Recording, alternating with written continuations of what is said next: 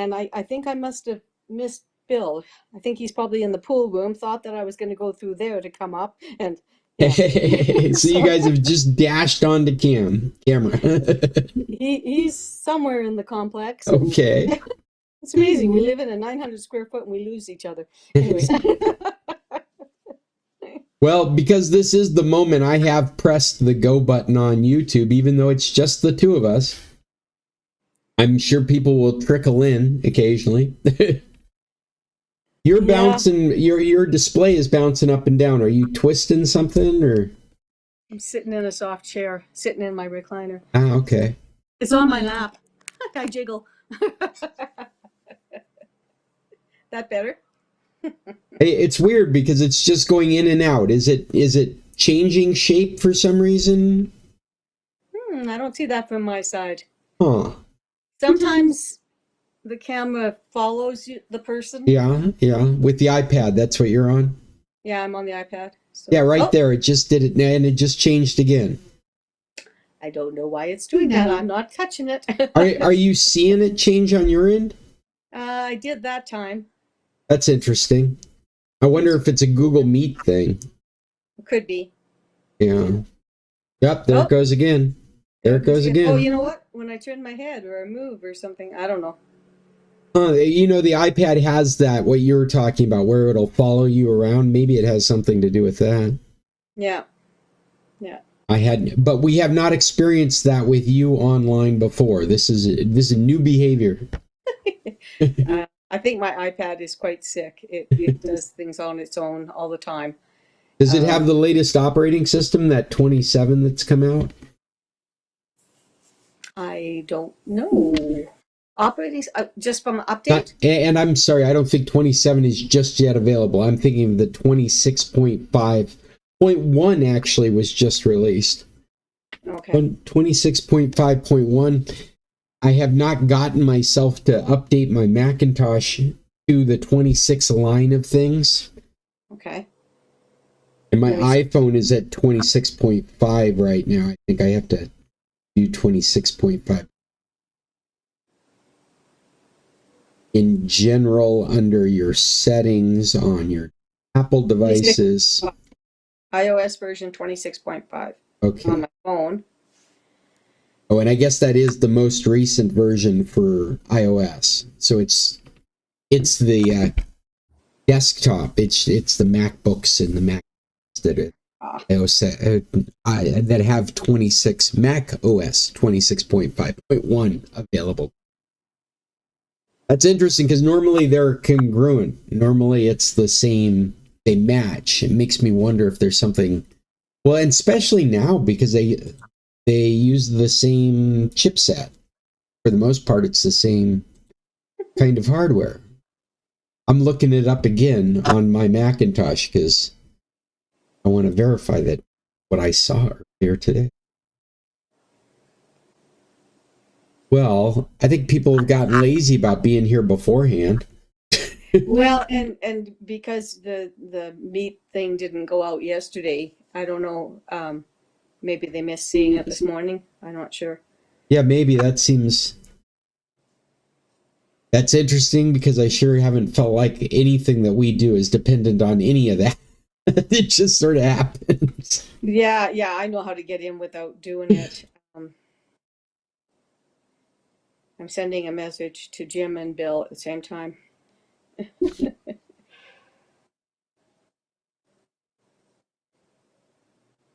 Yeah, your pad is just going back and forth, back and forth. That's really odd. It's driving me crazy too. So, yeah.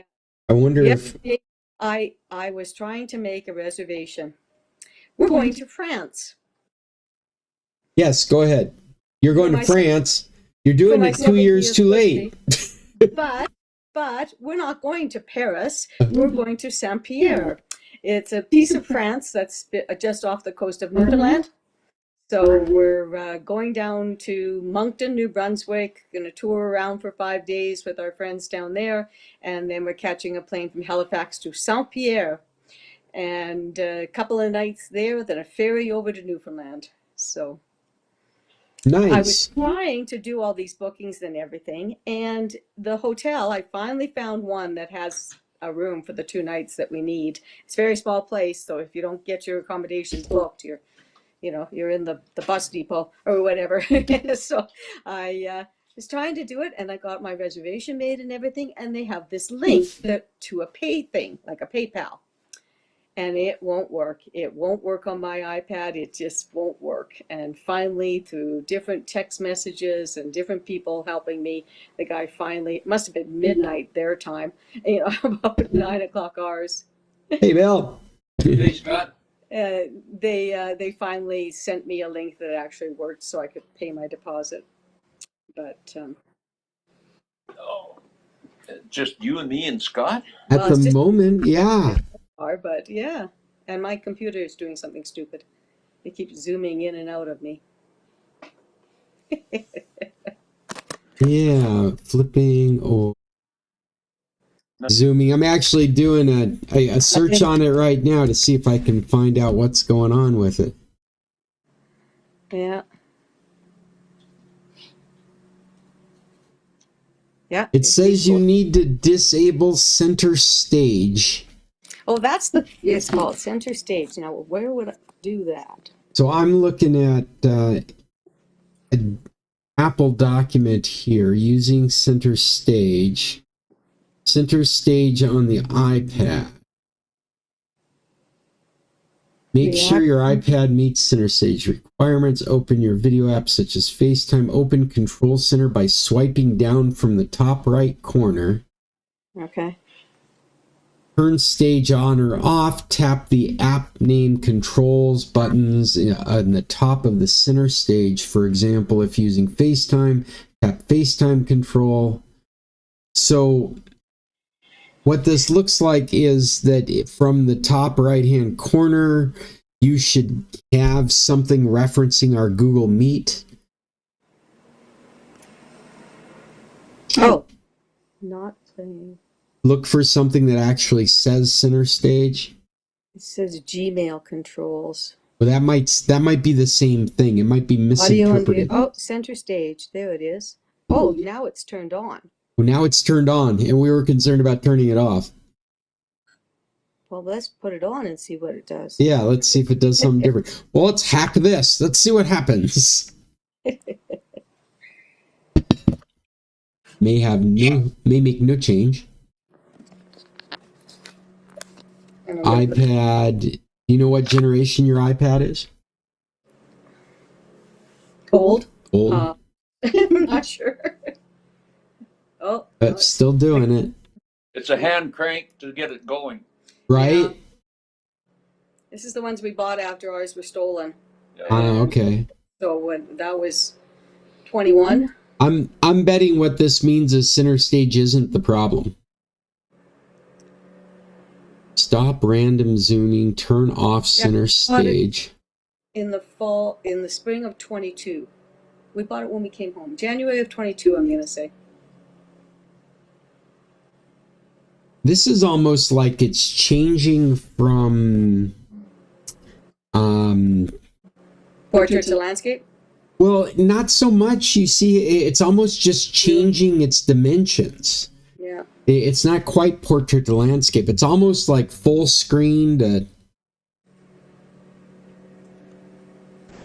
I wonder if you clean the screen because it's an input area. Maybe you're triggering. Maybe there's some smudge or something that's triggering it to do this. Or if oh no, it's still going. Yeah. Here, I'll turn it off. oh, here comes Mom. Oh, here comes Mom! Yay! Good morning, Mom. Cheryl and I were just debugging her screen issues. We've already started, and we are broadcasting on YouTube at the moment. Since there's more than just Cheryl and me, myself, and if you're Mom, if you're talking, I'm not hearing you. Yeah, there's a reason you're not seeing me. Oh, okay. I just got up. We slept in. Yay! Yay! First time, long time for me. Hi, Cheryl. You look nice this morning. Oh, thank you, ma'am. Billy's here too. He's just sitting over there. You look nice this morning too, Billy. I always look nice. Billy's been wearing That's his what I was told. Billy's been wearing his red bandana the last couple of days, so his Willie Nelson references are very large. So Yeah, works for me. Costco yesterday, and this guy, this 90-year-old, he just kept bringing people over. Did you see Willie Nelson? He says, I don't think supposed to believe me, you know. He was having a great time. Yeah, I can see that. Did it go away, Cheryl? I don't know. I turned off my camera. I wiped the screen. You know what? I've got a cover on my screen protector, and it's lifting. You know, it's as too, and it's coming away from all the edges. So I kind of scrubbed it and pushed it down, and I'm wondering if that didn't stop it. So it could have been the protective screen coming away from the.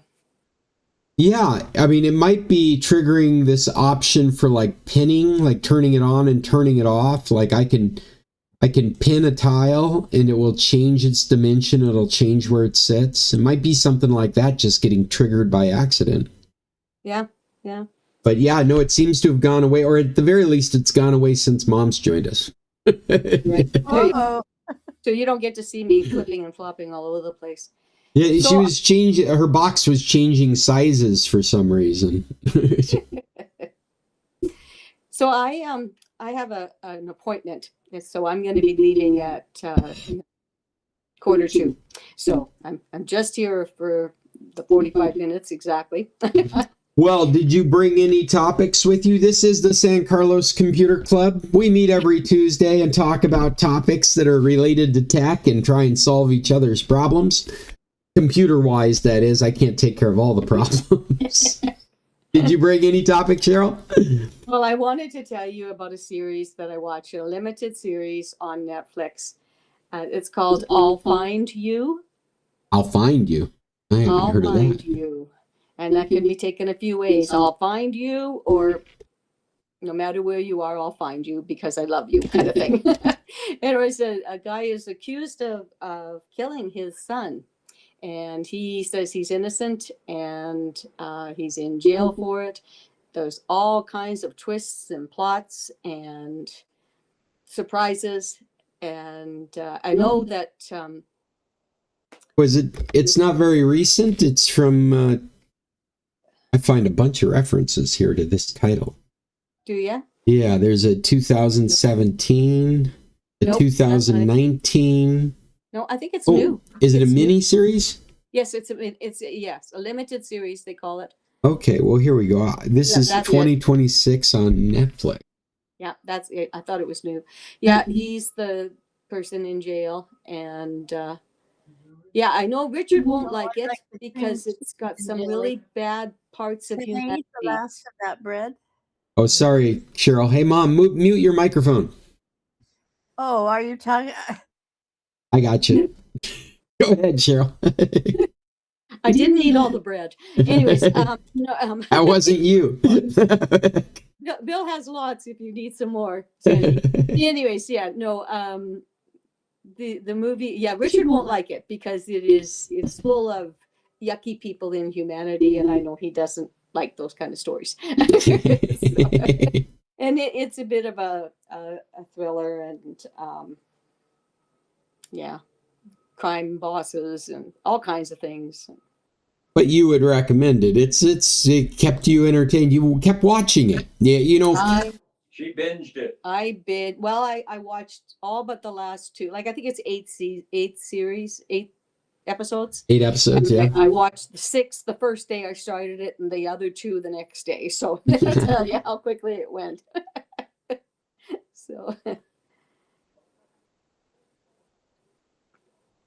Well, I'm dealing. I are still watching Corner Gas, and anybody that has never watched it, it's quite the comedy, you know. So. What is it called? Corner Gas. Yes, It's a TV show. It was made here Oh, in Canada. Jimmy Cunningham says. Yeah, Jimmy Cunningham is on his way. I sent a Oh. message to both Jim and Bill, and we just got a thing saying on my way. So Emily has just appeared in the background. oh, has she? She's right here. I am. I am. I don't know if they can hear you from over there because I've got. We can hear her. Good Oh, good, morning, good. granddaughter. Good morning, granddaughter. She's not on camera, but you can hear her. She's actually gotten up to make sure that I don't get bothered by guests that might be showing up or checking out while we're doing this. But you know who's showing up today is that kayak group. Oh, yay.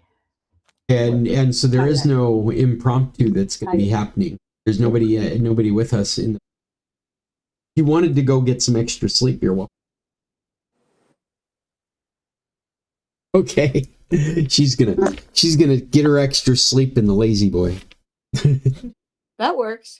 We've been known to do that. What are you going to say? I was going to say. Emily is not a morning person, so it's always asking her to come out of her norm to do duties early in the morning. So here's a reference that we're not sure if Em will get, but Bill just said we're sounding like the Waltons with good morning, granddaughter, good morning. Yeah. Well, it was not my intention for us to be doing recommendations early, but since it's just the three of us, I'm adding these to our document now. I wonder where Chester is. It seems odd he's not here. There's four of us. He's talking about 3 logins. I don't care. Oh, Bill wants to be counted. Okay, Bill's counted. The 4 of us. Thank you. Jerry can be counted too. He's listening in the background. Okay. There's 5 of us. There's 3 windows on screen, but there's 5 of us participating. Right. Em's listening too. So we've gone from 2 to 6. There you go. There we go. Yeah, it's an actual meeting now. It's not just a discussion amongst close friends. Or is that what it always is? Well, this is our 35th meeting of this season. The season will end when I return. We will have our first meeting in San Carlos in person the first Tuesday of October. But this is the 35th meeting that we've had for 25-26. Wow. We start our meeting many times talking about the Bill of Rights. Any questions with this small group? I think you all know what I'm talking about. We're watching all kinds of things happening right now that you would think the Bill of Rights would probably cover. And one of the news articles that I've brought is really pointing out, it's actually quite in-depth. There's 2 articles here referring to the same thing that's just recently happened. But Germany has ruled against Google in the terms of AI and search results and liability. In the box. And this is going to be very interesting to watch. It's apparently the first time that AI has been challenged in this way. And the key aspects to take away from this is that this ruling actually holds Google responsible for the hallucinations.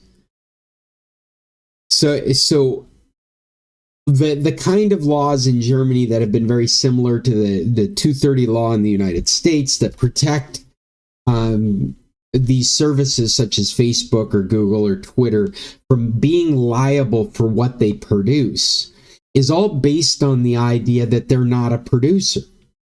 They're an index, but they're not an editor. They're not a publication. So they don't have any real control over what people do. They're just providing the find, the search. And that has protected them until they started introducing AI. And what this finding has decided is that that Google is liable for those AI generated results because they're not original content. They're content derived from Google. It is a Google production. And for that matter, if Google is putting unreliable information up as a result, then they're responsible for what they're saying, and henceforth can be held liable for what they say. And so the examples of this are when you Google, say, an individual, and it gives you completely the wrong information. Maybe it says that they went to jail for something and they were convicted of something instead of saying they were not convicted of something. This is very significant. Who's joined us now? Who else do we have with us? Oh, Chester's with us. We were just asking about you, Chester. Welcome. Well, I'm sorry to be late. I just had a phone call and kind of kept me busy. Well, we're happy to have you with us. And as Bill and my father would say, there's actually 6 of us now. No, it's good to have you with us. I was just talking about the Bill of Digital Rights, but more specifically, an article in regards to this new German case against AI, which is being billed as the very first case against AI. And one of the key points in this is that Google is being held liable for what their AI is saying on their search pages. Now, this isn't the search results, which I think from a tech perspective gets nuanced because it's all algorithms. The AI is an algorithm. Google is responsible for the algorithm that produces the results that show up on the result page, but that is not what this German court is holding them responsible for. They're holding Google responsible for the AI summaries that Google has intentionally put at the top of the results. And so it's really, this is significant because this is setting a foundation for how legal structures will be built in regards to AI. One of the things that they say in this that the judge coins is nobody needs AI to search. The idea of indexing doesn't need a synopsis from a supposed AI. It doesn't need these to be an effective search, and such distinguishes the AI synopsis as a separate product from the search product. It's just actually, it's really amazing because every point is against, it's basically against Google, but it's setting a foundation for against AI altogether, holding the company making AI responsible for its results.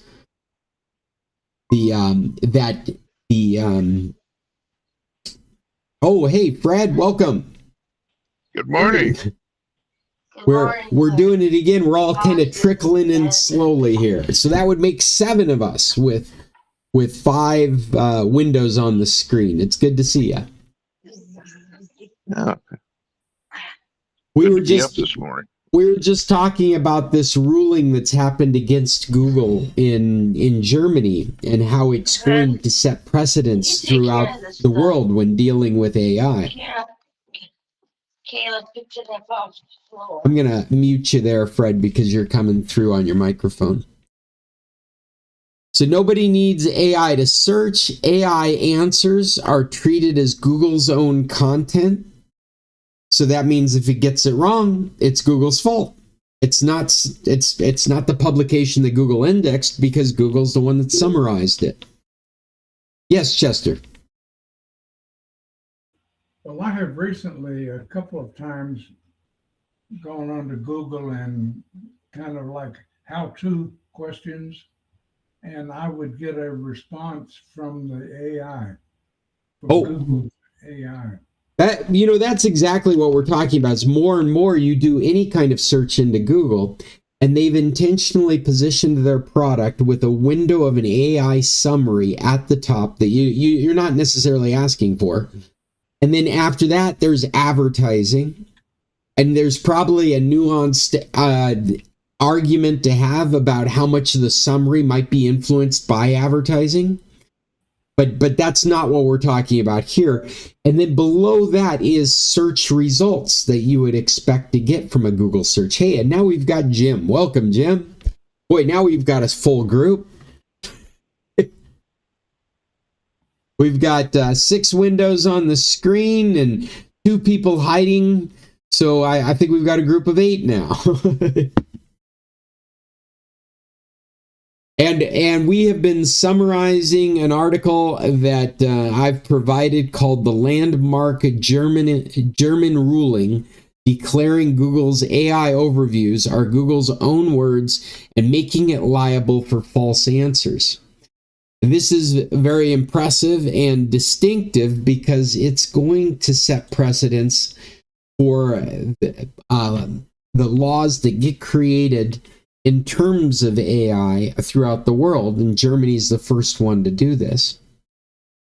I was going through some of the key elements that this case really means, and what they'd actually said in the announcement, what the judge said in the announcement. And so some of these things are: Google is responsible and liable for the hallucination. Google is responsible if the AI answers are Google's own content, no one else's. And these things are really important because that makes Google the publisher and the editor and the author. And so they are to be held liable when they're wrong.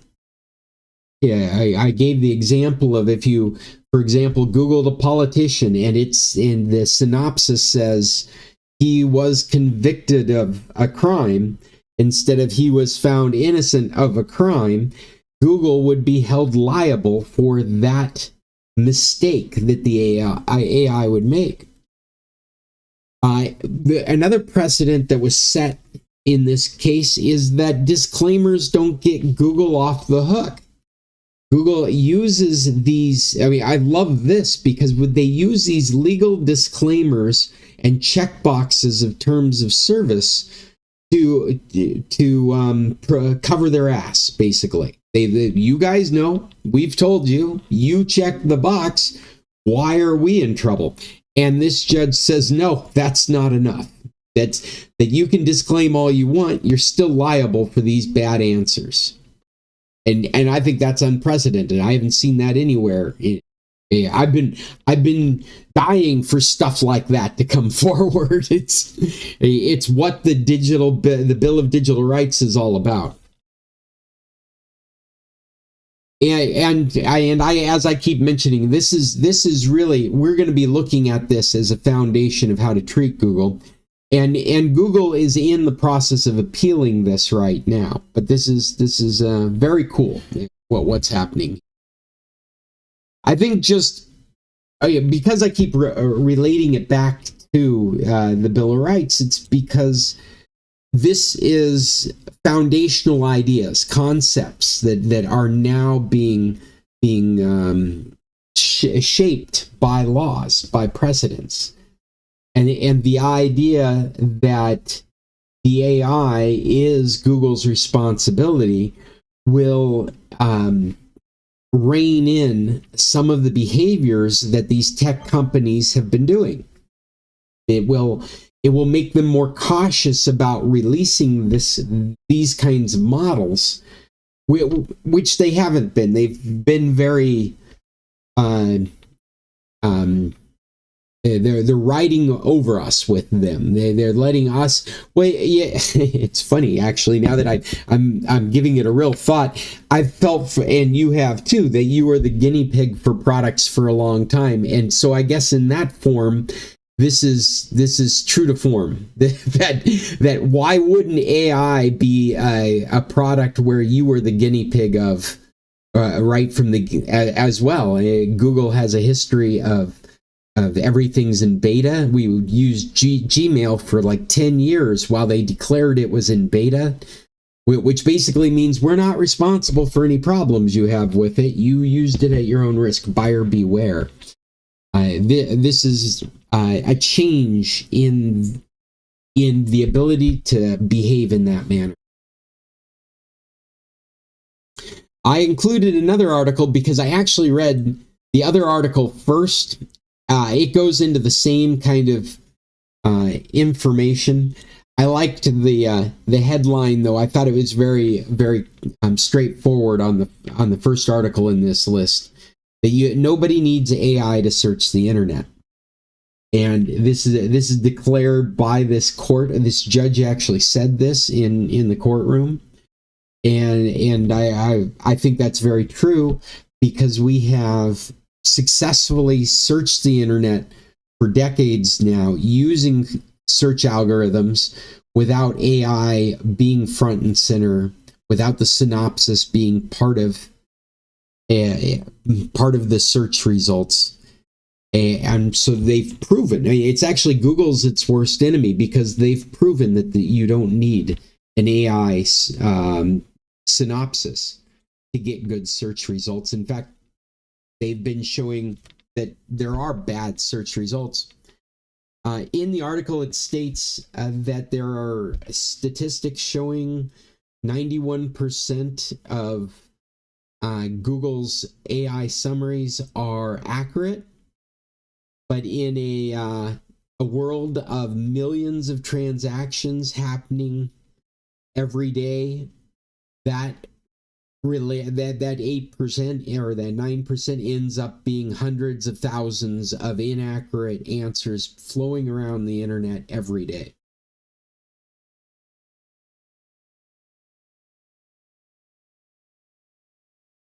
Anybody have an opinion on any of that?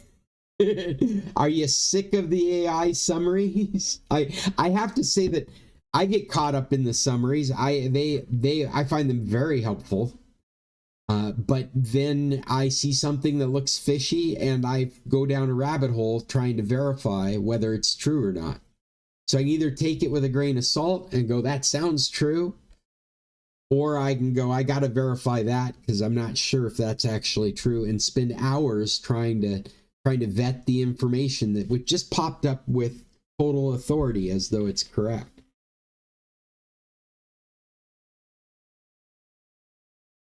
It's also interesting because they've tried to decouple the algorithm in YouTube.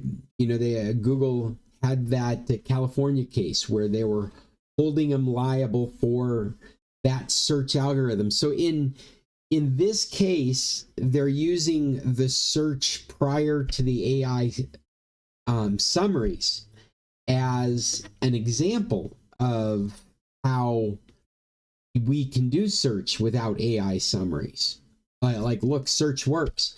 And then in the California case, they're basically saying the way you wrote search is dangerous. This constantly feeding you what the algorithm thinks you want to see is hurting people. And you're liable for making those choices.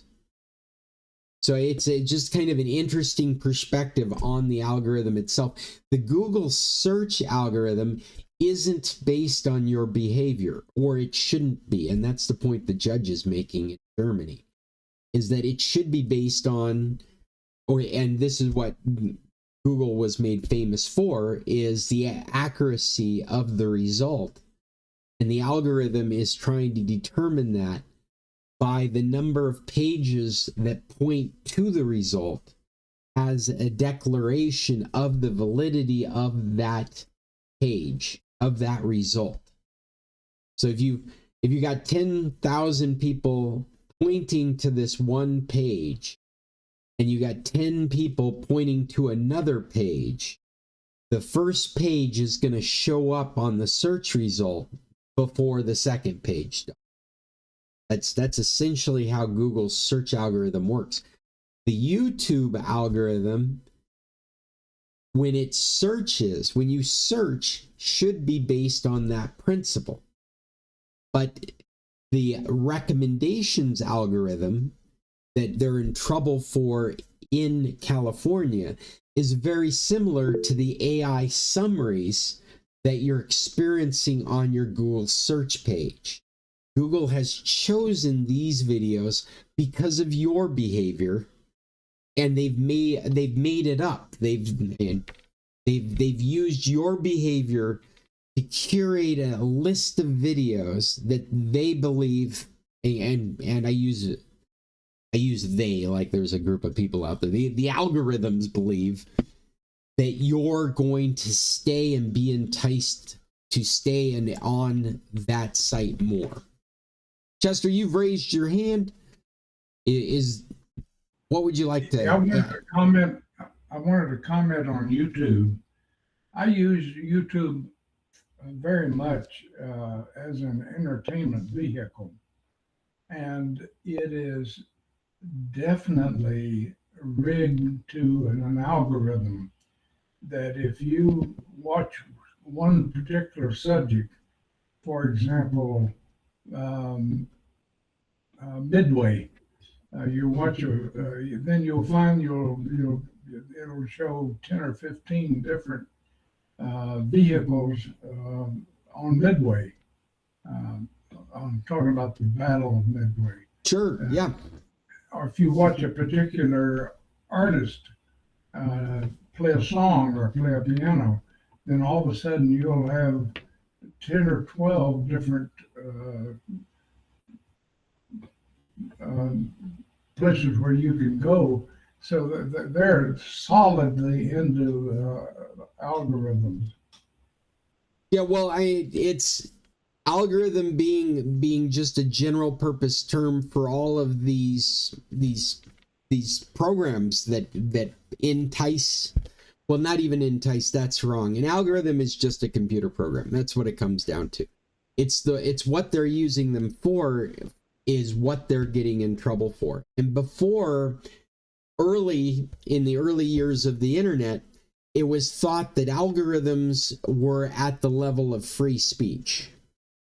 That an algorithm is not a harmful thing, that it's my right to be able to write a program, and how I write it is up to me. It's deterministic by my goals, and that's it. And now the distinction is, well, to finish that thought, it's deterministic by my goals. So if what I'm trying to do is illegal, then those are the behaviors that are concerned. It's not so much concerned about the program that I wrote, but how I used the program, and I am the one that's doing this. In California and in Germany now, this is really making the distinction that the program itself has been written to do harm, and you're responsible for that program, so you're doing harm. So regardless of your intention, I guess that's the distinction. It's almost like, well, I think this is an appropriate analogy. If I robbed a bank and I went to Google and asked it how to rob a bank, and I fed its AI all the information on how to rob a particular bank, Google could be held liable for putting together the bank plan, because that is a creative effort from the corporation. That's what this ruling shows. And so Google would be held liable. That's why this is so powerful, is because all these different aspects of how AI would be used can be considered an original work of the AI. And in the United States, we've decided that can't be copyrighted. That can't be trademark protected. So if it comes out of the AI, it's not something that can be owned. But these rulings are showing that the corporation that owns the AI will be held liable for what comes out of it. These are great strides in the concerns that we've had, that the Bill of Digital Rights, what I'm always preaching about, is concerned about.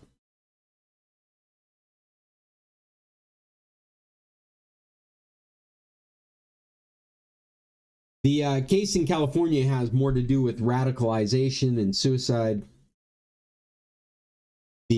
Just like Chester was saying, you watch a thing on World War II, all of a sudden you're getting all kinds of World War II things. Their concern is that this is having dramatic effects on people and their psyche, because they will chase down a rabbit hole of depression, of violence, of concern, and the algorithm will just continue to feed it to them.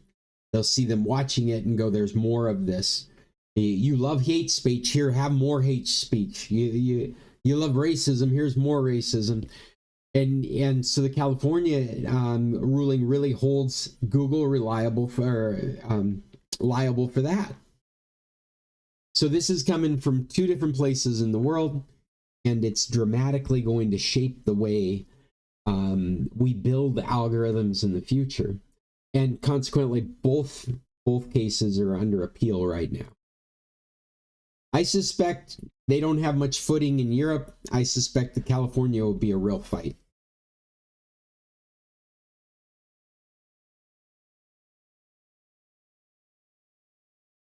Other than that, I've got a couple other things here. Unless somebody, we've had Fred join us, Jim's here, Chester's here. Do we have any topics that we wanted to hit? Any troubleshooting that we're trying to do?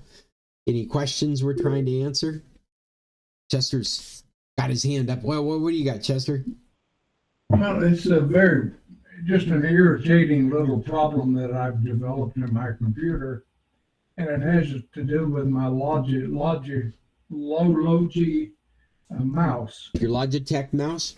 Logitech mouse. Every now and then, and it just did it a minute ago, it'll be a bing on the computer, and the Logitech mouse will be inoperable for a second or two, and then there'll be two bings and it'll be operable again.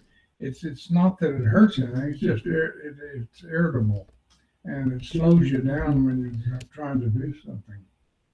Any idea of how to fix that? Well, actually, it sounds like what you're describing is something that is disconnecting and reconnecting. That's what it sounds like, yes. And the bing that you're hearing is Windows acknowledging that. So it's like literally, Windows is literally losing the device as though you pulled a cable. And I'm assuming you've got a wireless mouse. Right, yeah, that's right. They're just wireless, but I thought I would reload the Logitech program, but there's no program. There is no Logitech program. Yeah, the Logitech mouses follow a standard that Windows has had for years now, so they don't there isn't any real software you have to install. Logitech does provide lots of optional software so you can do special things with their hardware, but it's not necessary to make a mouse work. And I'm imagining you're using a dongle for the wireless mouse. Is that true? Yes. Yeah. So I think what you need to do is determine whether the dongle's gone bad. I'm also assuming that you've probably tried changing the batteries. That would be the first thing I would do. But Sure, I've done that. Yeah. And I have the dongle. I have two dongles. One is for your keyboard, and one is for the mouse. They came as a package, and I've switched them, and that's done no good either. Oh, okay. So are you able to run the keyboard and the mouse off of one dongle? Yes. And so you've tried both dongles and the mouse is still disconnecting? I have not tried to run both of them at once, but I'll try that.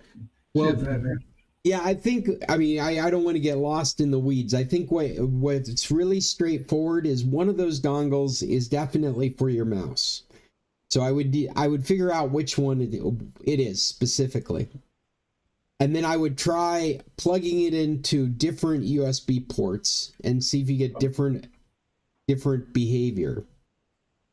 I would also try plugging it into a different computer, because I think what you're trying to determine is whether your mouse or the dongle is having problems. Hi, Cheryl. She did start out the meeting saying they were going to have to leave about this time. Does that make sense, Chester? Yes, it does, and I'll play around with that next. And yeah, and if your mouse supports that universal dongle and your keyboard supports it, then it's possible to have both of them on one dongle. And that's just Logitech software. You'd have to load that optional software I was just talking about. If it supports their universal dongle, then you can load up that software and you can tell your keyboard and mouse to move to a different dongle. But yeah, you need the software to do it. And perhaps I could do that by Googling my Logitech and pick up a different program. Well, yeah, you would download it from Logitech, and it's for those universal dongles. Actually, if you see the dongle, typically the universal dongle has an orange symbol on it that looks like a Bluetooth symbol, but it's in orange. Yes, it has that. Okay, so that would mean that software could be used to connect your mouse and keyboard together through one dongle. So if you find that it's the dongle that's the problem, you could switch both those devices over. Well, with the caveat that both devices support the universal dongle. Both the keyboard and the mouse have to support that standard. But if they do, and they were purchased separately, then you've got two universal dongles that could be. No, they were purchased together, if I recall. Okay. Well, normally when they're purchased together, you end up with one dongle for both devices. That's the typical package from Logitech, is if you had a keyboard mouse come together in a box, even if they support the universal dongle, they normally would have one dongle.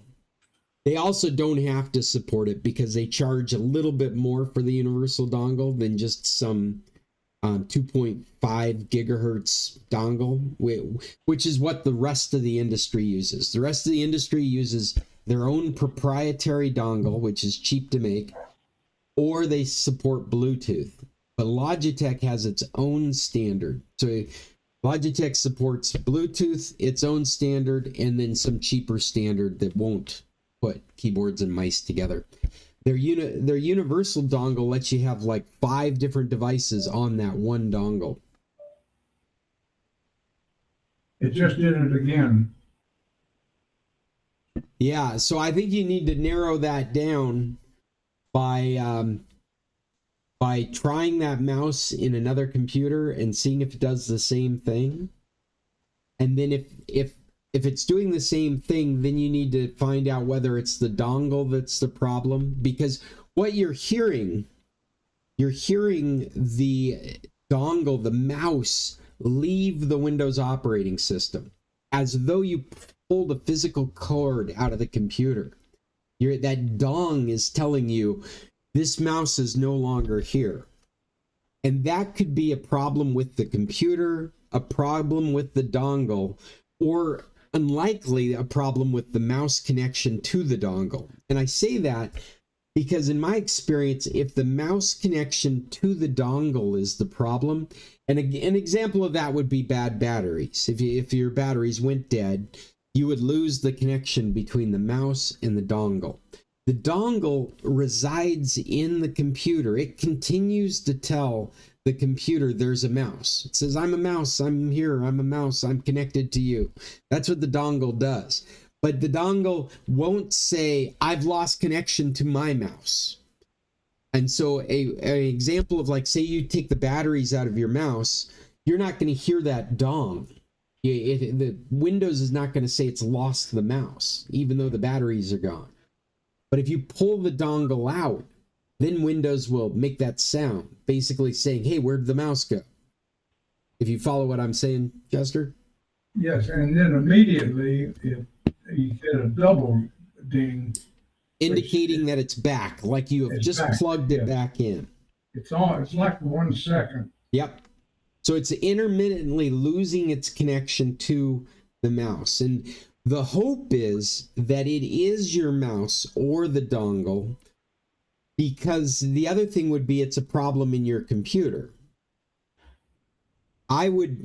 If you have another computer in your life, it's not hard to just move that mouse over to that other computer and play with it long enough to determine that that's not the problem. On your own computer, if you have other USB devices connected, if you want to determine whether your computer is causing the problem, I'd start by disconnecting any other USB device you have. An external hard drive, backup, the keyboard itself.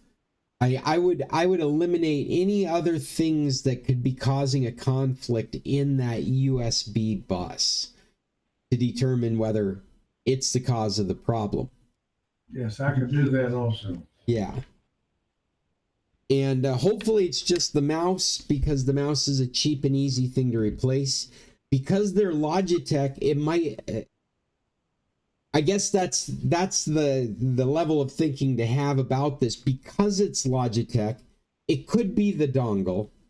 And if that's the case, then you could move the mouse over to the other dongle from the keyboard. Because it's Logitech. If it was any other mouse, it just doesn't matter if it's the dongle. If it's the dongle or it's the mouse, it doesn't matter with any other name brand, because the dongle is a proprietary connection and you're not going to be able to buy that again. If the dongle's gone bad, I'll give you an example. I've had customers with a proprietary mouse with a dongle, and they've banged their laptop against the wall or they've dropped it and the dongle has broken. It's sheared off. It's like sheared in half, leaving a piece of the dongle in the USB port. The mouse obviously does not work anymore. They broke the dongle. However, there is no replacement dongle to buy. This is a proprietary mouse, and the only way you're going to get a new dongle is buying a new mouse. So if it wasn't Logitech, it just doesn't matter if it's the dongle or the mouse. It's moot. It's the same problem. You need a new mouse. But because it's Logitech, because it supports Logitech's universal dongle, then you could discover it's the dongle, toss that in the trash, and just get another dongle. Well, I have 2 dongles, so I'll start experimenting. Yeah, and if you decide that you want to determine whether it's the dongle, which is what I would think it would be if it's disconnecting and reconnecting the way it is, then I can help you get the software in your computer to connect it to the keyboard dongle. If it comes down to it. They both have that orange. That's logo. great. You know, the price difference is like $10, $15. A mouse that supports Logitech's universal dongle and a mouse that's just some 2.4 gigahertz wireless connection. I mean, the difference to the consumer is about $10 to $15. I always recommend buying it because of this. I actually had a Logitech dongle go bad in the past, and I was able to just buy a new dongle and attach it to the keyboard. Whereas I've got a fun keyboard and mouse combination here on my desk in Alaska. I love it because it's got huge mechanical keys and it's fun to use. But if that dongle breaks, I got to throw both these things away because I'm not going to be able to get a dongle for it.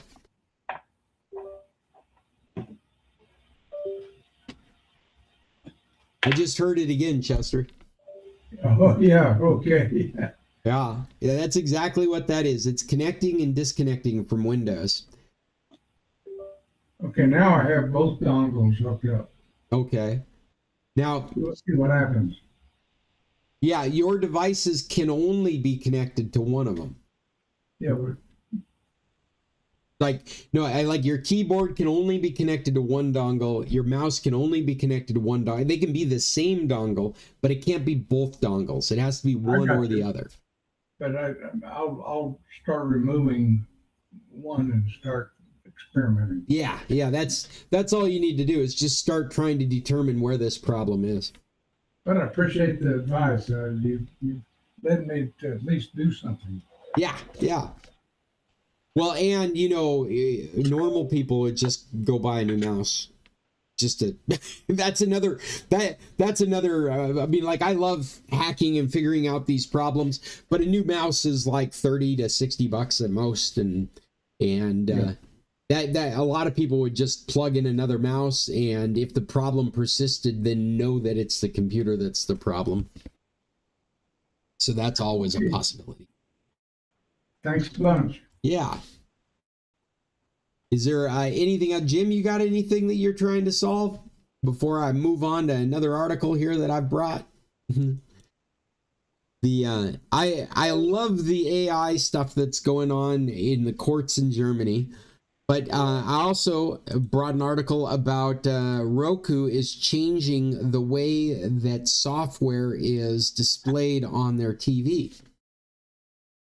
And what is probably significant is that Roku has been licensed and they've been making their own Roku branded TVs, and they use the Roku interface, that screen of boxes, for the applications and their own content. So Netflix as well as the Roku channel has followed that kind of format. And the only difference in that, from one Roku to the next, is on the TV platform. When the Roku is built into a Roku TV, for example, a Hisense TV or a TCL TV, the name brand really changes the experience that you might have. You might be a Roku user, but you sit down at a TCL and the screen layout will be different. The colors will be different. The screensaver will be different. There is a branding inconsistency.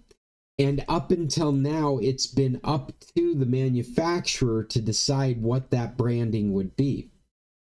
Roku has changed its policy and its software.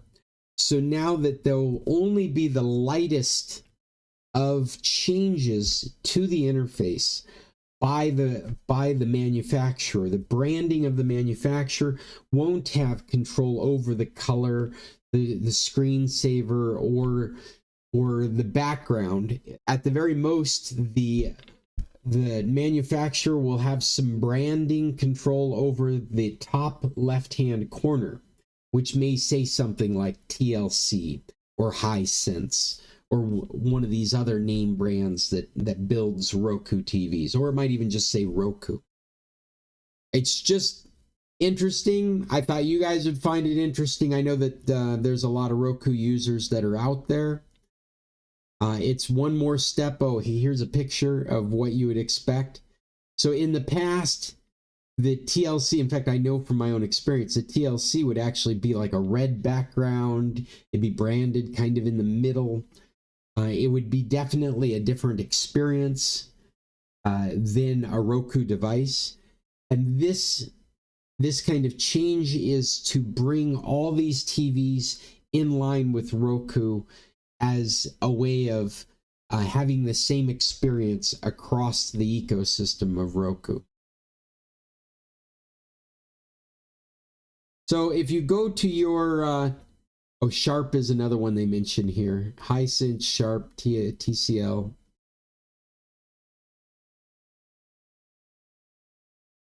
So if you go to your Roku TV at some point and it does a software update and it looks different, that's what's going on. It is changing to this what is the word I'm trying to say? This all-including style across to their lineup, so that you won't be having, it's kind of the Windowsization of the Roku lineup. Everything's going to look and feel the same by the time it's done. I'm really curious what this means for Roku going forward. I keep hearing, I haven't seen any definitive articles on it, but I keep hearing that Fox, the old Fox Corporation, not 21st Century Fox, but the News Corporation, the Murdochs, are looking to buy Roku, to make Roku part of their portfolio. And so I'm curious how Roku is making decisions right now, knowing that that's out there. They're on that runway, right? Roku wants to be bought, from what I've heard. All the changes that they're making right now are thought to be changes to make them more appealing to be bought. So it's an interesting, I don't know what any of it means. I just find it interesting to follow.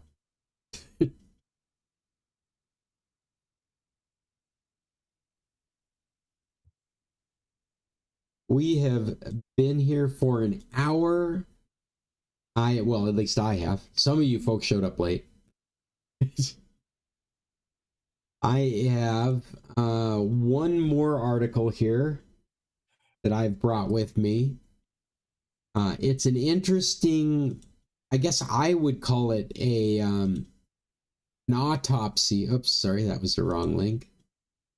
Do I already have it open? Roku's, Germany, more Germany.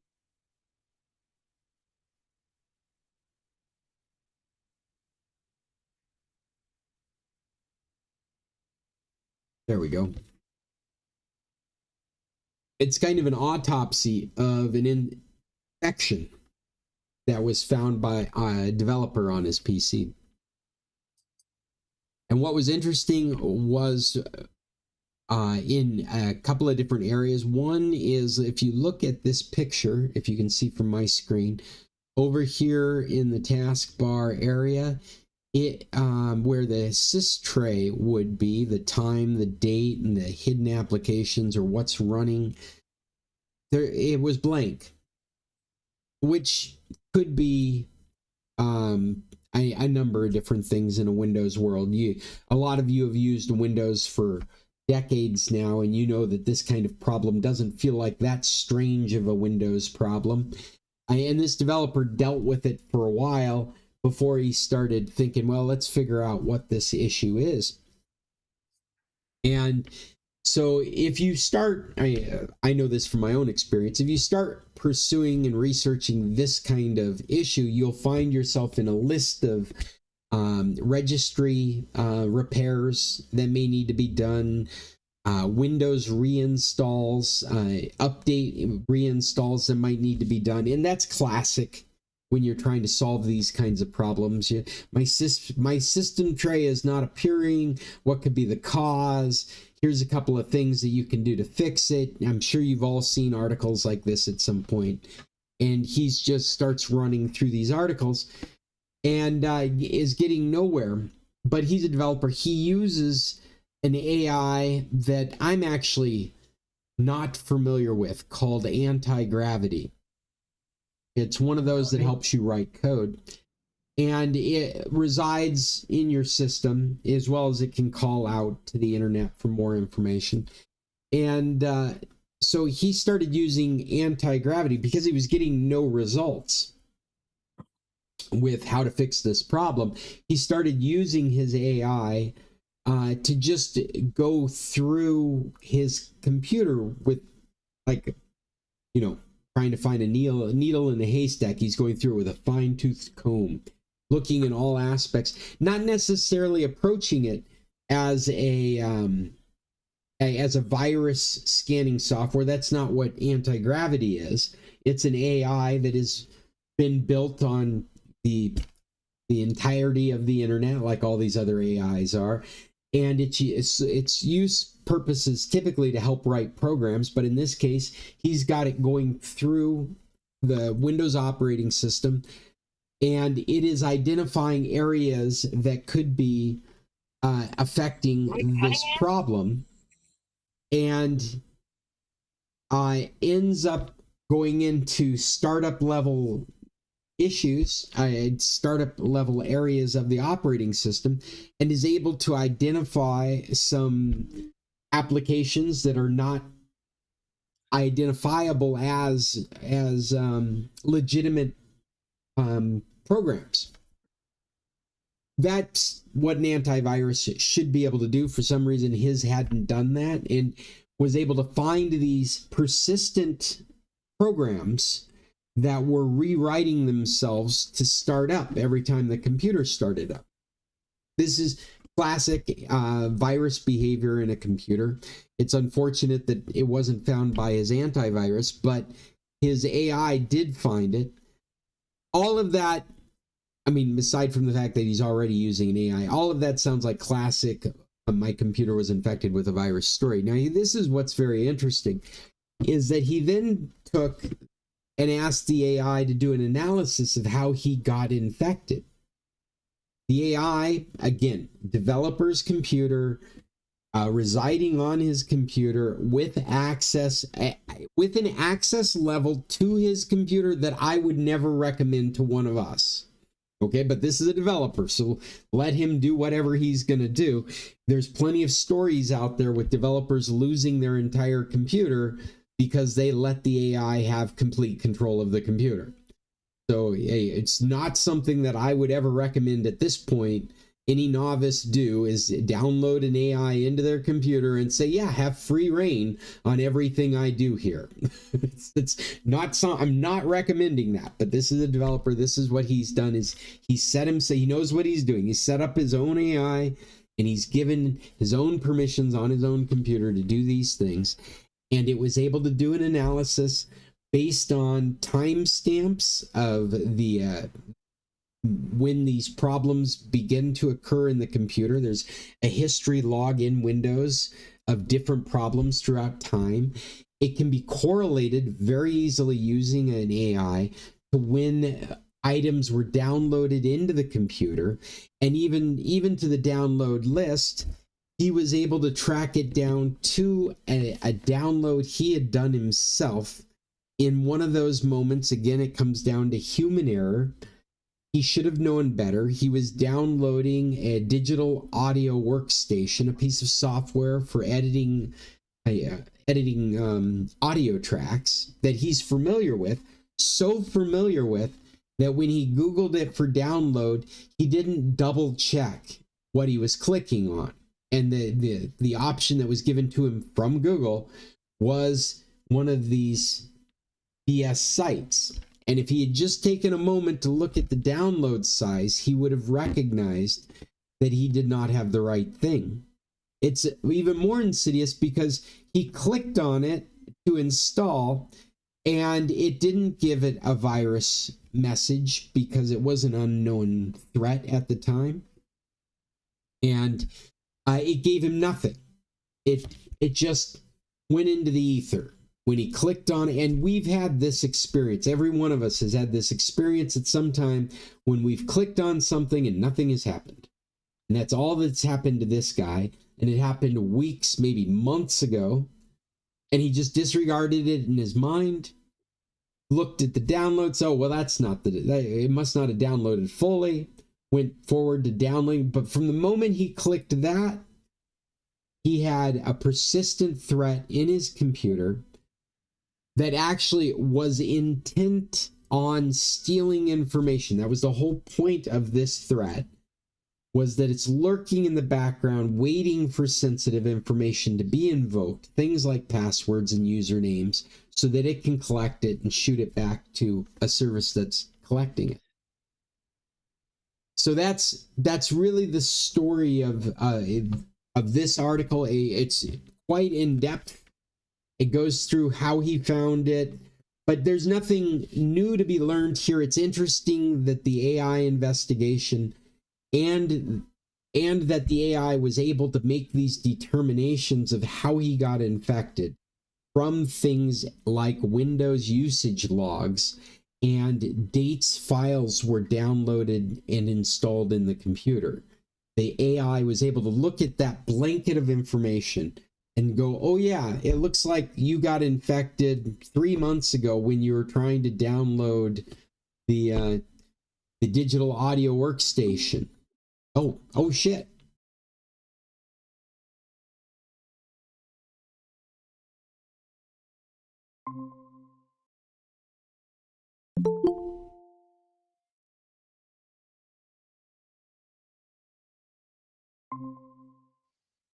Hey, Fred, I guess we weren't paying attention to the time.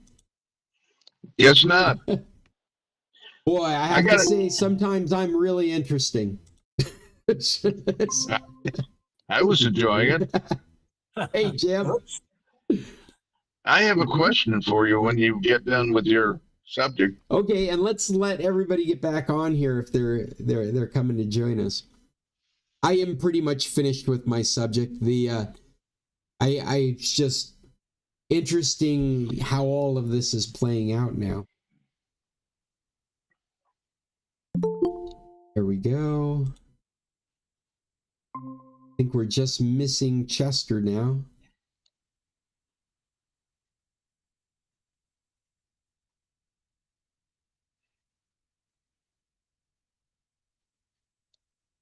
Oh, and I actually used AI.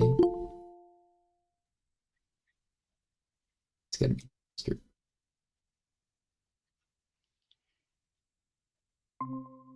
Welcome back, everybody. I was just telling Fred, sometimes I find myself so entertaining, I'm not paying attention to the time.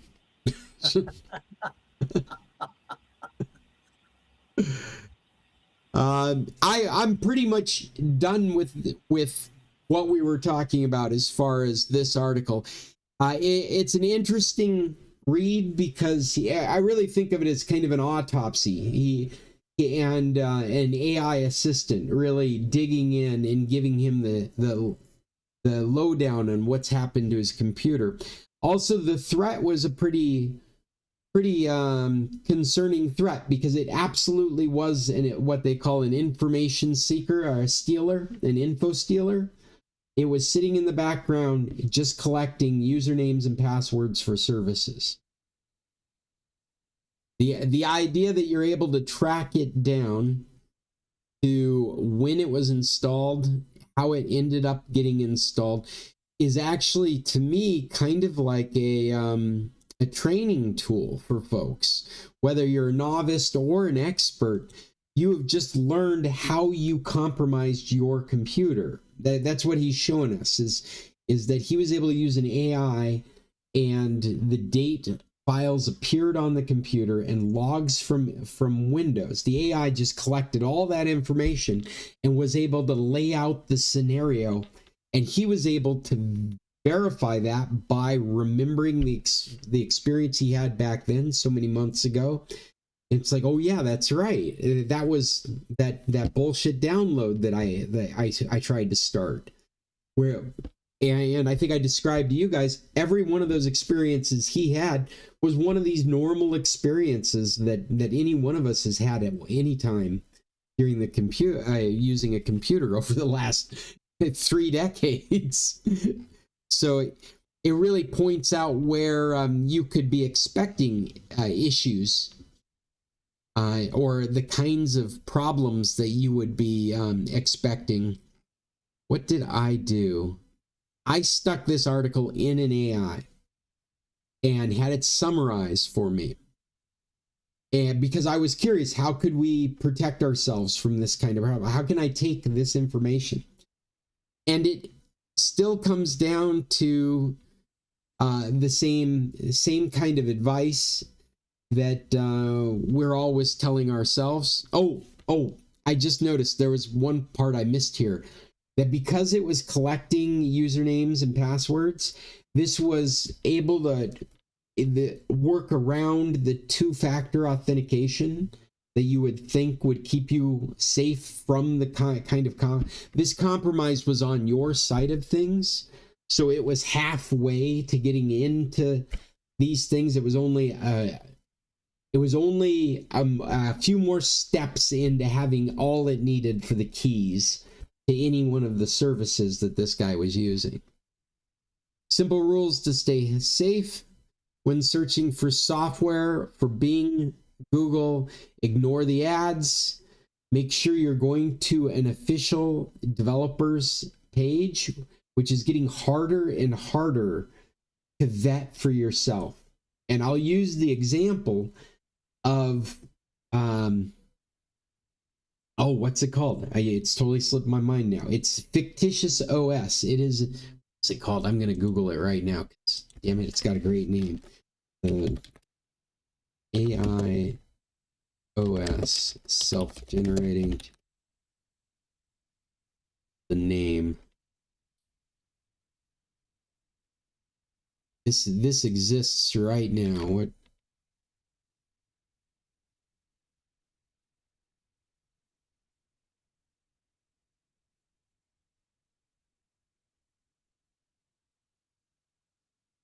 Oh, why can't I find it? Just you would think.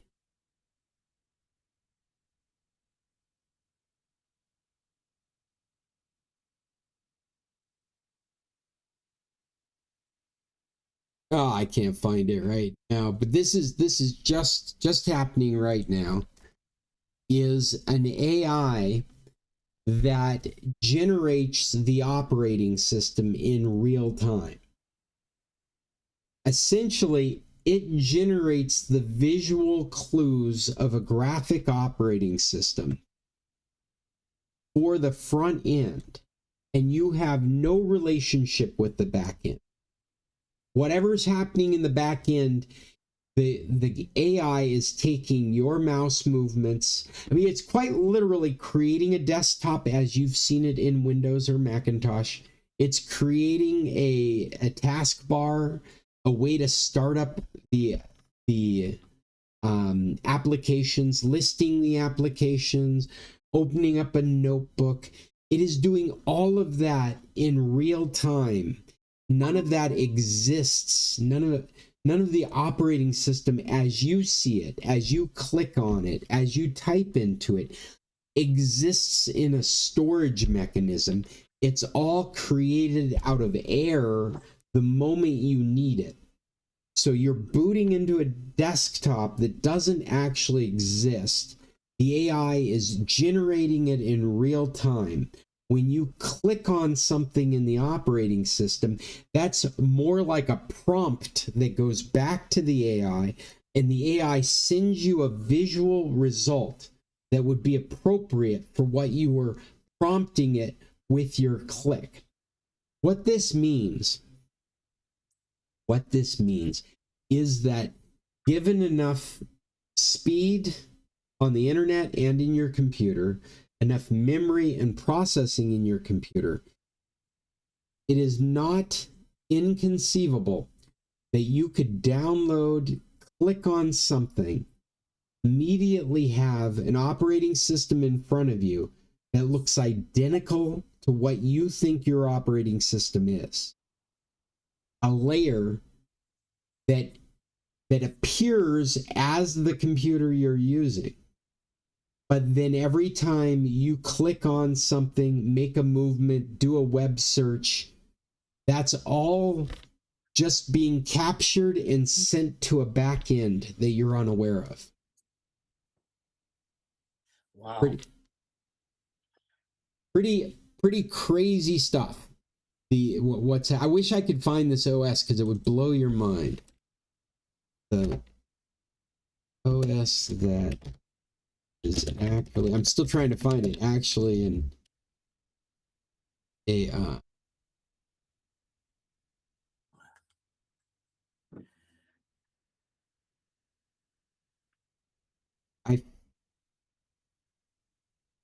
I think the AI overview that Germany's upset with has told me there is 3 different ones here as notable examples. I think Cosmos is the one that I was looking at. In fact, let's see, since we're still searching, let's look. No, let's do this. Let's do this Cosmos. So no, that doesn't. Oh.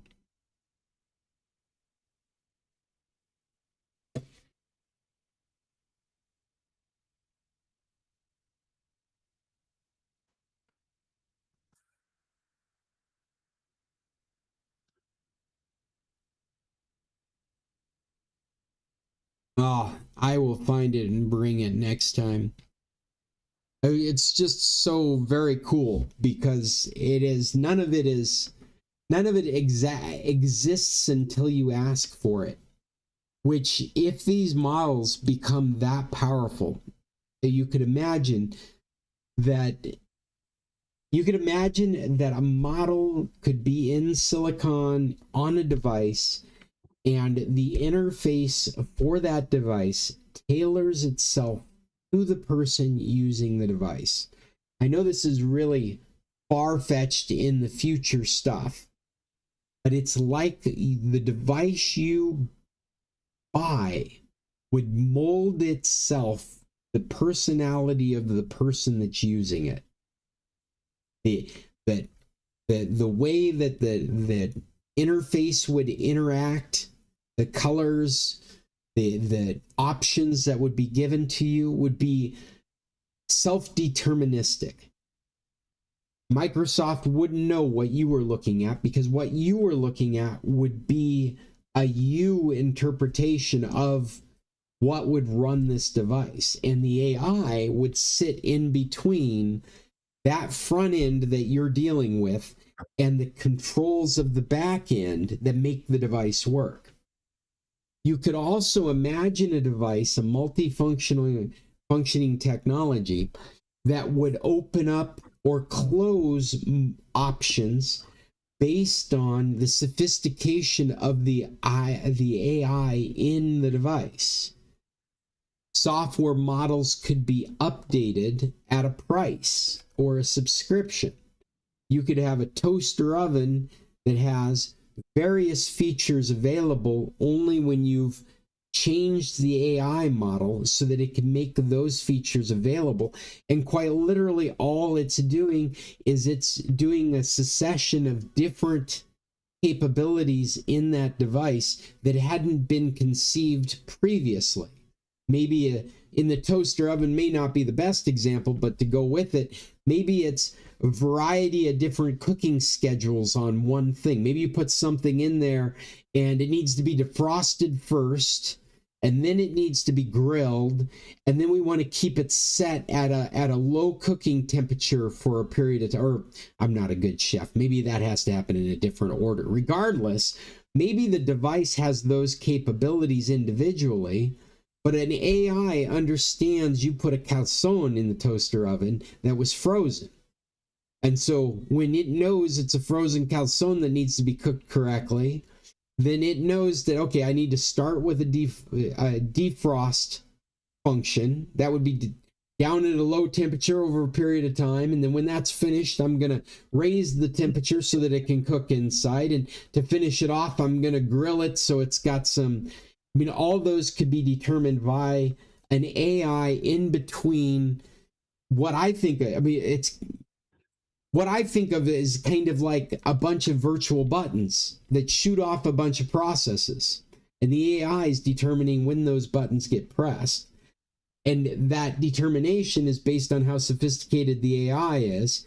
And the AI is throwing up a menu of things to you that you're selecting from.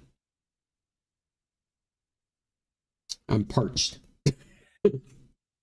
So, Scott, how far out do you think that might be? Well, I think that's a great question, but I think what's concerning is not very far. I think that we are going to be the guinea pigs for these products. I think that we all have to be very wary of where we put our money and our effort, because I think we're going to start seeing AI pop up on the side of things. And I think Apple has introduced this into the lexicon with Siri AI. I really feel like this is Apple being a branding company. It's been funny from a tech perspective. If you watched the Worldwide Developers Conference, they have branded Siri AI, and they've brought a bunch of very useful features. From what I hear, I'm not a Siri user, but from what I hear, these guys are kind of blown away by Siri has gone from being really dumb and a joke to being very useful overnight with these updates that have come with the new operating system 27. Now, one of the reasons I'm not familiar with them is because 27 is still in beta. You won't be familiar with them probably until the end of the year when it's officially released. So these people are talking about features that Apple announced just recently that won't come to normal people for another 3 to 6 months, depending on when they decide to release it. But these features apparently have made Siri really smart, and at the same time, journalists can't help but say, what a ridiculous idea to take two things that people think are dumb and put them together. Siri, which all of us would say is a horrible personal assistant, and AI, which is the thing that's scaring the hell out of most people on the planet, and put them together. I think Apple has done that intentionally. I think that they are, I do. I think that they have taken two horrible concepts and put them, because this is what Apple really does, is it takes technology that's not new, that has been driving people crazy because it's not standardized, because it's not easy to use, because it's mischievous. What am I trying to say? Mischievous magic is what I want to say. Mischievous magic in the industry that's all over the PCs, and we find it in our phones, and it's not, it's like 80% there, and it doesn't quite make sense. And Apple is just perfect at taking that kind of technology and making it bulletproof and becoming famous for doing that. I think the capacitance touchscreen is a perfect example of that. Overnight, they changed what we thought phones should be. They've always done that. Bluetooth is one of those things that, like, Bluetooth was all over the board until Apple got involved in it. So I think that what they've done is they've taken these two things that we think is useless. They have put them together as a brand at a time when they have sorted out Siri. They have made Siri so much more useful than it used to be, according to what people are saying, that they're leaps and bounds. It's like 10-fold, 100-fold more Siri than Siri's ever been. And that's rebranding AI for Apple. We're going to see that kind of branding branch out. We're going to see the Samsung fridge that's AI, and it's going to be okay now because Apple has made Siri AI, and we've learned to accept this as being a good thing. I'm certain this is what Apple's doing with this, because Siri is so good, so they say. It would be a failure if it was the same old Siri, so they're banking on a lot of stuff here. I think that we're going to see crock pots and microwaves and refrigerators. We're going to see AI coming out. And what bothers me is it's not dialed in. Apple might have Siri dialed in, but none of this stuff is dialed in. What I described as a far-fetched future fantasy of an AI sitting between a bunch of buttons and you, that'll exist, but how good it is at pressing buttons and how good of an experience you have is going to be all over the board, whether it's a microwave from Temu or it's Samsung or it's or it's some brand that was bought to brand it, like an RCA. I mean, who makes an RCA anymore? Well, somebody sells the brand name so it can be put on a microwave. I think that's going to go on for a long time. I think, unfortunately, what you're asking is tomorrow we're going to see the AI microwave, and it's going to suck. It's not going to be worth the money or the complications, but we're going to have the horrible microwave as we go down the road towards what I described as being completely personalized.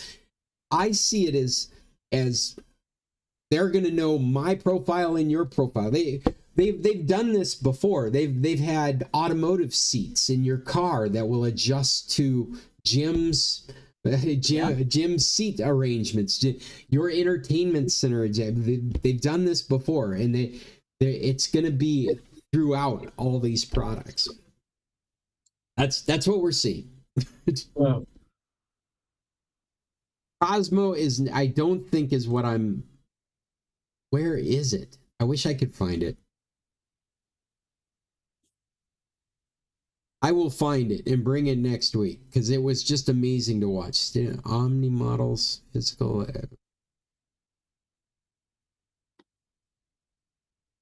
Yeah, but it was literally creating a windowing operating system to run, and it was all in AI space. None of the files, and that's, you know, that's another thing that's amazing about what these models are doing. I think I might have mentioned to you guys in the past, I have used an AI for doing programming, which my results, my end goal was a page on the internet with buttons that would display stuff when you hit it.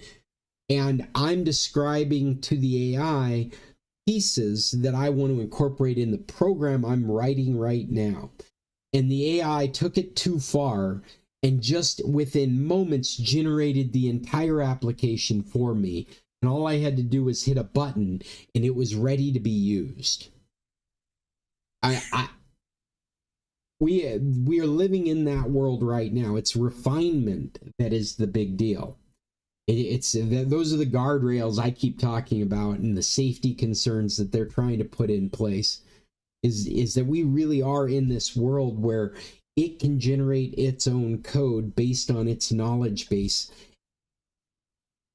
The concern is not what it can do anymore.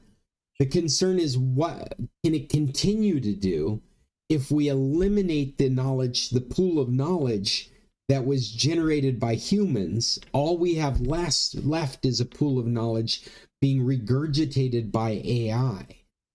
And that's a problem that is not getting addressed. It's a concern of everybody in AI. It's a problem that has not been addressed. They have not addressed the moment when we have no new information. And they've tried to train AIs to become smarter on AI generated results.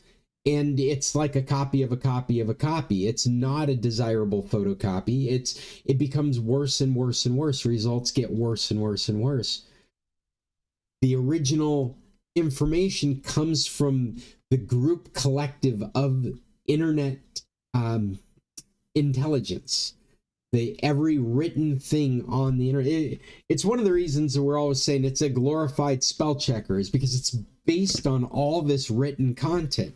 Even when it's based on YouTube, the YouTube has been transcribed to written content to be fed to the AIs. Whether the AI's job is to generate video or music or text, that's what a language model is. A language model is the statistical probability of the content that it was fed. And in this case, everything on the internet has been fed to every one of these models. Every piece of information that's ever been written down has been fed to these models, and it's generating new content based on those original thoughts. But it's like generations. What happens when the next generation is all generated and not original? How do we move up the next tier if it's all a regurgitation of the same thoughts?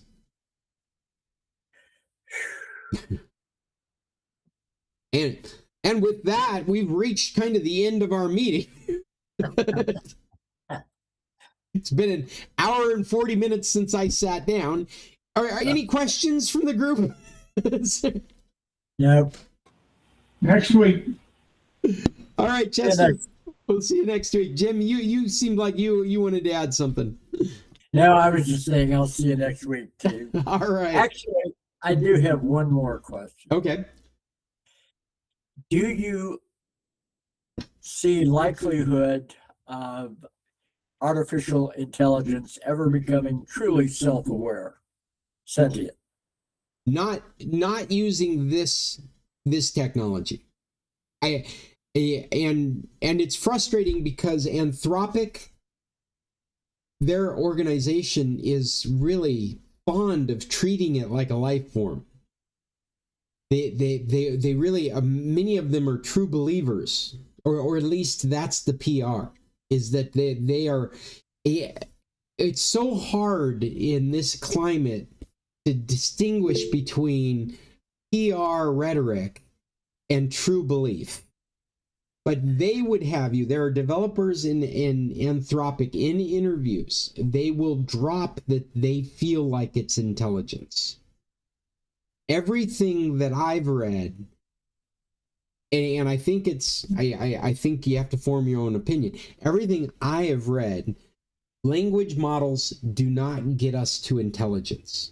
They get us to a place with the guardrails, with the restrictions that mimic intelligence. And there's probably an argument out there, if you can mimic intelligence with almost 100% accuracy, what's the difference? And there's definitely people walking around our planet that are doing that right now. So the idea that a mimicked intelligence can exist is very true. Yeah. But it's not self-aware. Yeah, but I do not see it as self-aware. No matter how many right answers you can get back from asking questions, no matter how many times it can come up with what it says as its own thoughts, I have not seen anything that makes me think it's anything more than a mimicry of the group consciousness in which it was built on to begin with.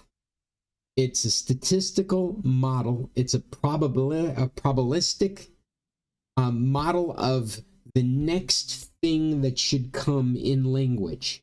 And it doesn't matter if it's doing it if it's using those kinds of decision making on videos or music or writing an essay. Its foundation is, what should the next thing be based on everything I know the previous things led to before. Right. All of that is original thought from humans, and it's creating something that's original to itself. We were talking earlier about the Germany lawsuit that's holding Google responsible for that. They're saying, no, it's an original creation of Google, so Google's liable for whatever it generates. I think that's amazing. Fred, you've had your hand up for a little bit now. What would you like to add? If you're still there, Fred? Maybe I lost him. Jim, did you have another thought? Nope, that's it. I'll see you next week. All right, Jim. We'll talk Take to you care, next guys. week. Check on. I'm still here. Oh, there you are. What was it you'd like to add? Well, I happen to need a terminal. I have an old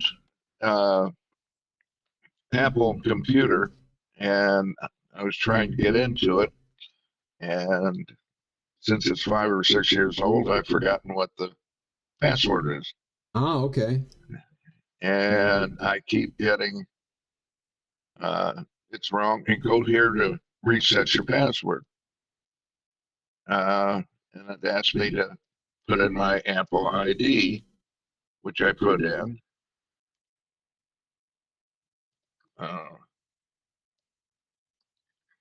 So it's probably wanting to connect to your iCloud account under the same Apple ID to allow you to change. That's what exactly it is. Yeah. And since I've used this, that internet account no longer exists. Ooh. So that's I'm going in the great circle. Yeah, no, we want to connect in. That's a big problem. Yeah. That is a real big problem.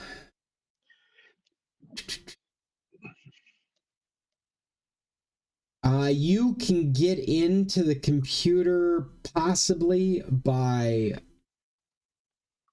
there is an, gosh, does it still exist? If the computer is encrypted, even if you wipe it, the device is still in. Are you sure the account doesn't exist, or you just don't use it? Like, would it be gone because it's so long since you used it? The Apple account. the Apple account has been that way for 25 years. It's Whenever I put in the, you know, Apple account, well, yeah, but and you said the Apple account doesn't exist any longer. no, the internet account. The when I say Apple account, I mean the iCloud account, the Apple account, services account. Yeah, I've been using the same. Okay, so that one's good. Yeah, Okay, but this computer was using a different Apple account. no, it was using a different internet account. And when I tried, I'm sorry, Fred. I'm not understanding. You've got an iCloud account, and you've got a username and password to get into the computer. I think of an internet account as being what allows you to get on the internet. So I'm not sure. okay, well, when I try and sign in and say I've forgotten the password, And this is for the computer. yes, Okay, so and it says you currently have no internet connection. Use iCloud. An internet connection is required. Okay. You can connect to the internet network using the Wi-Fi item in the menu bar. Yeah. We have. Say again. Okay. So in the menu bar, you should be able to connect to your Wi-Fi network. And when you connect to your Wi-Fi network, then you should be able to use your account to reset the password to the local password for the computer. Okay, according to this, I'm connected to the internet.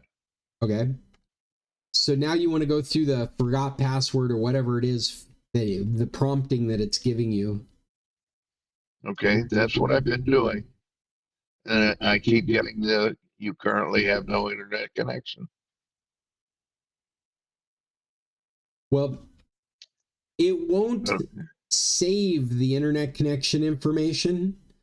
So if you lose power, you'd have to sign into it again.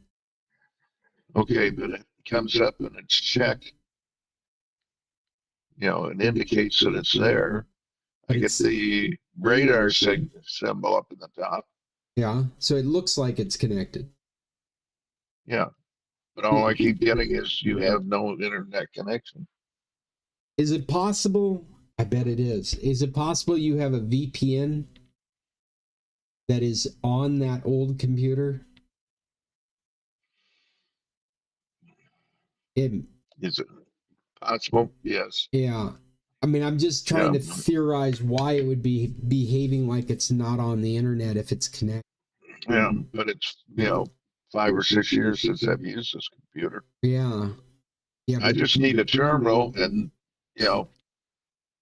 Well, if you are it has still everything. Fred, if you're still in control of the Apple account that was used on that computer, then you have plenty of options if you don't care what's on the computer. If you don't care about losing what's on the computer, you can just restore the computer and reauthorize it using that Apple account. Okay, how do I restore it? What you would do is you would hold down that splat key, the command key, and R to go into the recovery mode. Command R, Fred. And that's when on boot up, when you go to start it up right after you hear the tone, or when you would hear a tone, you would hold down the splat key and the R. I'm sorry, the command key and the R. We used to always call it the splat key. The command key and the R. And that would bring up a recovery mode. I'm trying to tell them how to do it. And then in that recovery mode, one of those is to reinstall the operating system. You would need to wipe your partition first, or what it would do is it would just install it on top of the other.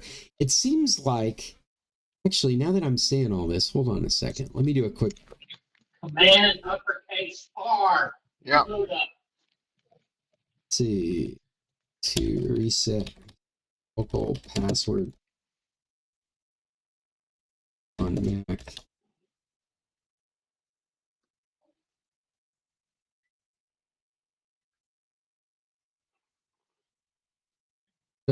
resetting a Mac password in recovery mode relies on the built-in reset password tool. Boot into recovery mode. That would be Command R. If prompted, select an administrator you know the password for and click forget all. If you don't see that prompt, look. So it's telling us to go into the, here, I'm going to share my monitor. It's telling us to go into the terminal mode and type the command reset password. Well, that's an understatement here. Does that make sense to you, Fred? You would go into recovery mode. Terminal is one of the options in recovery mode. Mm-hmm. And so you would go into terminal and you type the command reset password as one word.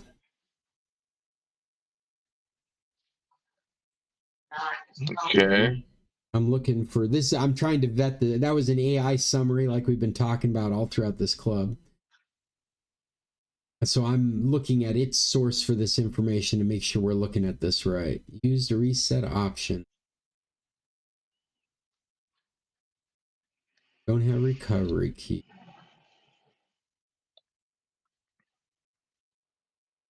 Reset password. Got my password should pop up. You don't, apparently you could have a recovery key. Can't reset your login password. So you can regain access to your map by erasing it. That's what's left is after you provide information, create a new password. I forgot my password. I suspect this from the terminal is the same thing you might be trying to do from login, where you've forgotten the password. I think this is the terminal side in the recovery side of things doing the same thing. Okay, I'll give it a shot. Yeah, I haven't used this reset here. Let me give you the link to this. I have not done this before on my Macintosh or any Macintosh, the reset password thing. What I've had to do a number of times is just format the computer and reauthorize it. Where's our chat? Stuff. Google changes things all the time. All right, Fred, if you're looking at our in-chat messages, that's a link to the article I'm looking at right.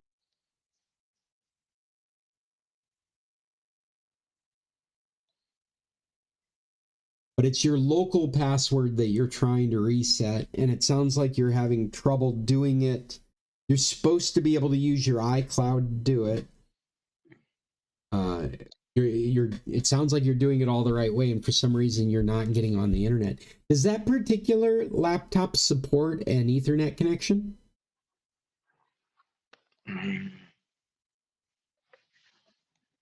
No. No, it's not that old.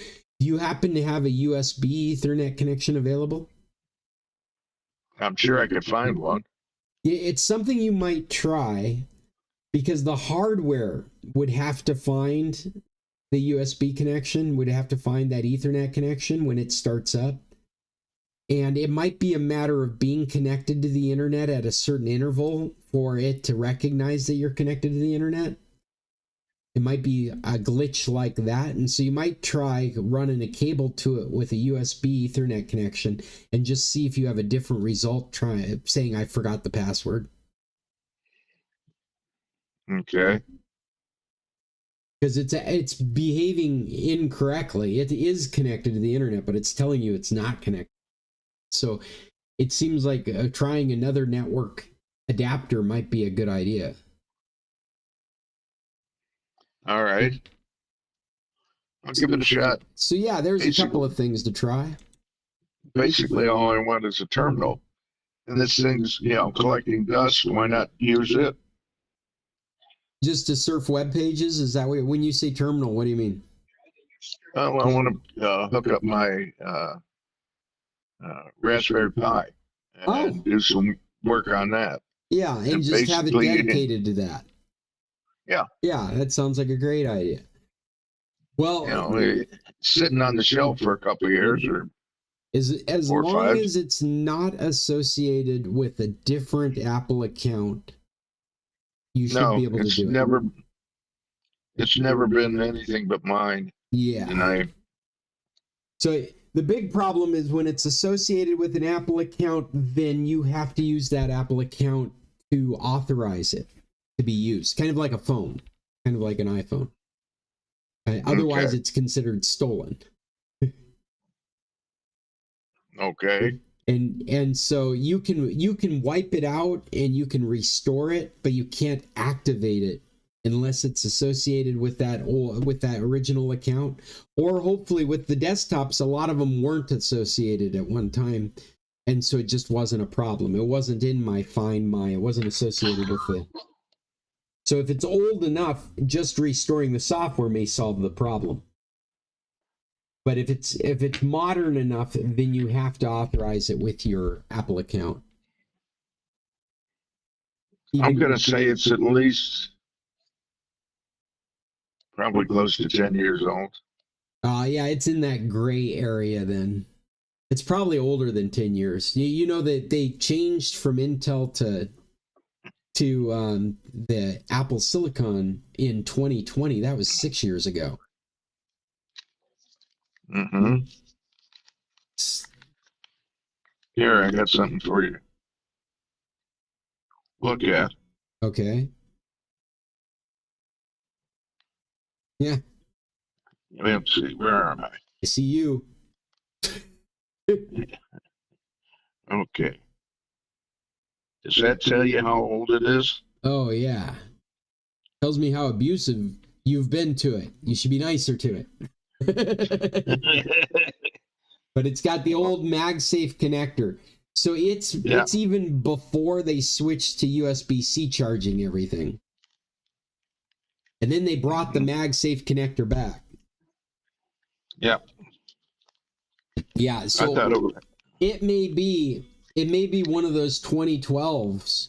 Well, no, those had Ethernet connect.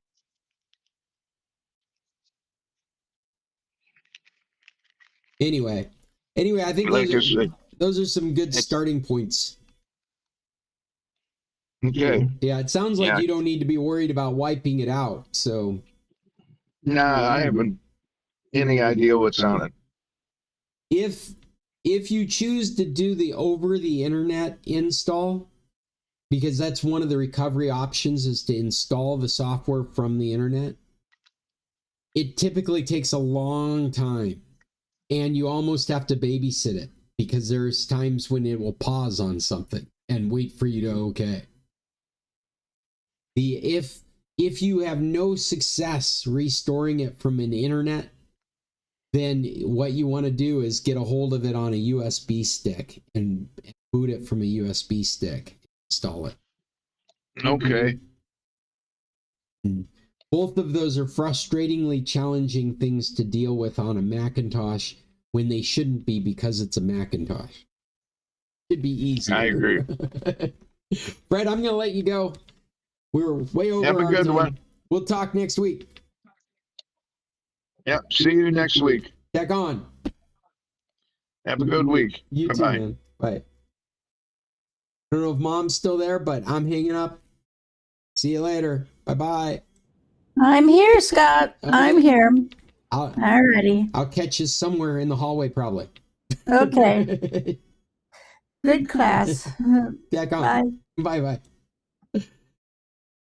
Okay, there we go. That was it. That was our computer club meeting. We meet every Tuesday at 10 Mountain Central Time without daylight savings, which I have just described as Arizona time and Sonoran time in Mexico. Our group is a group of people that have affiliation with San Carlos, Sonora, where my family and I live the majority of the time. I'm also Alaskan, and you find me in Alaska right now because we have a family bed and breakfast business that we operate in the summer, and it's become part of our lifestyle to be up here in the summer.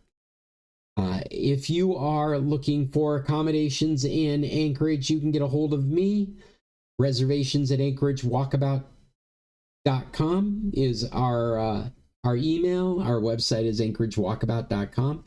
If you're looking for computer help, you can get a hold of me, Scott at internationalcs.net. And if you're interested in our computer club, you're welcome to join us. Info at San Carlos or scclub.org. Look for scclub.org. Look at our website. Look at our YouTube channel. Look at our Twitter, or I guess previously known as Twitter feed. We actually don't do it. Regardless, we're out there doing something, and you can be part of it as well. Anyone is welcome to join our club. We do virtual meetings so that you can participate from your corner of the internet. We also do in-person meetings when I'm back in San Carlos. In this case, that will be starting the first Tuesday of October. Until next week, our next virtual meeting will be number 36 of this season. And I look forward to seeing you guys then. Until then, tech on.